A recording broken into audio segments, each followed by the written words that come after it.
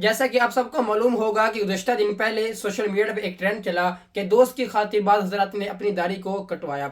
میں ان کو تنقید کرنے کے لیے یہ ویڈیو نہیں بنا رہا، بلکہ ان کی نصیحت کے لیے، ان کو نصیحت کرنے کے لیے یہ ویڈیو بنا رہا ہوں، کیونکہ یہ واقعہ دوست کی خاطر کیا گیا اور قرآن مجید سے بھی ہمیں ایک ایسا واقعہ ملتا ہے جو آپ علیہ الصلوۃ والسلام کے ساتھ پیش آیا، اور وہ بھی دوست کی خاطر اس شخص نے کیا تھا۔ تو اسی طرح یہ بھی کام دوست کی خاطر کیا گیا، ان کو نصیحت کرنے کے لیے میں یہ پیغام دے رہا ہوں اور نصیحت کر رہا ہوں، کیونکہ اللہ تعالیٰ قرآن مجید میں ارشاد فرماتے ہیں وَذَكِّرْ فَإِنَّ الذِّكْرَىٰ تَنفَعُ الْمُؤْمِنِينَ، نصیحت کیجیے، نصیحت کرنا مومن کو فائدہ دیتا ہے۔ وہ واقعہ اس طرح ہے کہ اللہ تعالیٰ سورۃ فرقان کی آیت نمبر 27-28 میں فرما رہے ہیں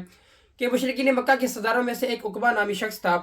جب یہ سفر سے آتا تو لوگوں کی دعوت کرتا اور آپ علیہ الصلوۃ والسلام کو دعوت میں بلاتا۔ ایک مرتبہ وہ سفر سے آیا اور آپ علیہ الصلوۃ والسلام کی دعوت کی اور آپ علیہ السلام کو کھانے پر بلایا گھر میں، تو آپ علیہ الصلوۃ والسلام نے فرمایا کہ میں تمہارا کھانا اس وقت تک نہیں کھاؤں گا جب تک تم یہ گواہی نہ دے دو کہ اللہ تعالیٰ کے سوا کوئی معبود نہیں، محمد صلی اللہ علیہ وسلم اللہ کے آخری رسول ہیں۔ تو عقبہ نے کہا ٹھیک ہے، میں کلمہ کی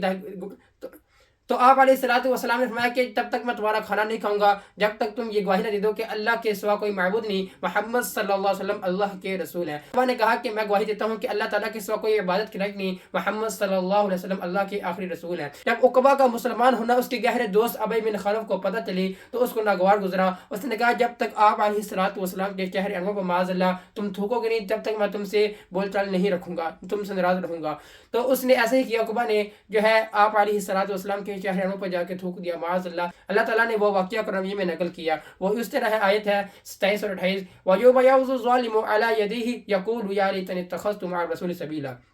کہ جس دن وہ ظالم جو ہے عقبہ اپنے ہاتھوں کو کاٹے گا اور کہے گا کہ میں بنا لیتا آپ علیہ الصلوۃ والسلام کے ساتھ راستہ، رسول کے ساتھ راستہ، یعنی کہ اس شخص کو کہا گیا کہ وہ قیامت والے دن اس کا انجام یہ ہوگا کہ وہ اپنے ہاتھوں کو کاٹے گا اور کہے گا کہ کاش میں اس وقت آپ علیہ السلام کے ساتھ راستہ بنا لیتا، یعنی جو کلمہ میں نے پڑھا تھا اس میں ثابت قدم رہتا، انہیں کے ساتھ میں چلتا اور میں انہیں کے ساتھ راستہ بنا لیتا، میں دوست کے کہنے پر نہ چلتا اور آپ علیہ السلام کے ساتھ گستاخی نہ کرتا۔ البتہ تحقیق مجھے گمراہ کیا اس دوست نے، بعض اس چیز کے جو میرے پاس وہ ہدایت آ گئی تھی، وہ چیز آ گئی تھی، کلمہ پڑھ لیا تھا میں نے، کہ مجھے اس ہدایت کے آنے کے بعد مجھے اس نے گمراہ کر دیا دوست نے۔ اب یہ کام دوست کی خاطر کیا جاتا ہے، لیکن اس کام میں اور اس کام میں بہت فرق ہے زمین آسمان کا۔ وہ کام آپ علیہ الصلوۃ والسلام نبی کے ساتھ کیا گیا تھا اور نبی کا مذاق بنانا بہت بڑا جرم سنگین ہے، اور یہ اس سے بڑھ کر یہ ظلم تھا جو عقبہ نے کیا تھا۔ قرآن مجید کی اس آیت کا نزول عقبہ کے لیے کیا گیا، لیکن اس آیت میں عموم ہے، اور عموم کا تقاضا یہ ہے کہ جو بھی دوست کسی دوست کو جو ہے گناہ کا کام کروائے گا تو وہ بھی کہے گا قیامت دن یا ویلتا لیتنی لم اتخذ فلانا خلیلا،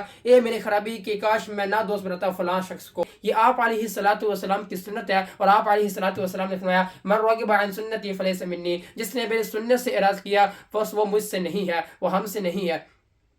اس طرح آپ علیہ الصلوۃ والسلام نے فرمایا کہ مشرکین کی مخالفت کرو، یعنی اپنی مونچھوں کو تراشو اور جو ہے اپنی داڑھی کو رکھو۔ تو ہم لوگ جو ہے مشرکین کی مخالفت کرنے کے بجائے ان کا طریقہ اپناتے ہیں۔ آپ علیہ الصلوۃ والسلام نے فرمایا کہ من تشبہ بقوم فہو منہم، جو کسی قوم کی مشابہت اختیار کرے گا وہ انہی میں سے ہوگا۔ اب ہماری جو مشابہت ہے، ہم مونچھیں جو آپ علیہ السلام نے حکم دیا کہ اس کو تراشو اور داڑھی رکھو، لیکن ہم مونچھیں رکھتے ہیں اور داڑھی کٹوا دیتے ہیں۔ تو یہ ویڈیو بنائی گئی صرف اس لیے کہ ان کو نصیحت کرنے کے لیے، نہ کہ ان کو تنقید کرنے کے لیے، اور نصیحت آپ کو پتہ ہے قرآن میں آتا ہے، اللہ فرماتے ہیں کہ نصیحت کرو، نصیحت کرنا مومن کو فائدہ دیتا ہے۔ تو یہ بات، یہ کام دوست کی خاطر کیا گیا۔ تو داڑھی رکھنا سنت موقدہ ہے، فرض نہیں ہے۔ ہمارا کام ہے خود بھی راہ راست پر چلنا، لوگوں کو بھی راہ راست پر لانا، ہدایت کی طرف لانا، اور یہ کام انبیاء علیہ السلام والا کام ہے، اور اللہ تعالیٰ ہمیں بھی اور ان لوگوں کو بھی ہدایت دے اور آپ علیہ الصلوۃ والسلام کی سنت کو زندہ کرنے کی توفیق دے۔ وآخر دعوانا ان الحمد للہ رب العالمین۔